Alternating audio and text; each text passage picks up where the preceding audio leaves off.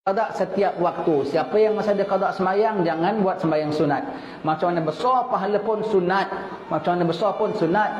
Lagi besar dosa meninggalkan sembahyang. Kira tetap kira. Kan berat ustaz nak qada, berat lagi soal kubur. Kan payah ustaz, payah lagi seksa oleh malaikat Zabaniyah. Tapi kan susah ustaz begitu gini, susah lagi nak jawab depan Allah. Tapi kan leceh ustaz, leceh lagi kau masuk dalam neraka, naudzubillah. Kira buat setengah buat, baru buat dalam 10 waktu qada, meninggal dunia, mati dalam taubat, kan dalam proses dah kira. Tapi kira kena kira dan buat kena buat serupa daya.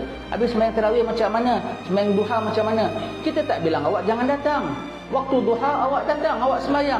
Orang usalli sunat duha, awak usalli fardhu zuhri 4 rakatin qada'an lillahi ta'ala.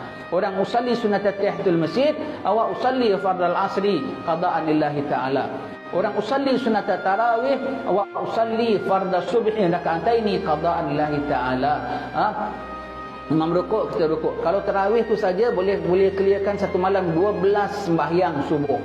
12 sembahyang subuh. Kalau sepanjang Ramadan ada 30 malam, 360 hari, 1 tahun punya subuh awak clear.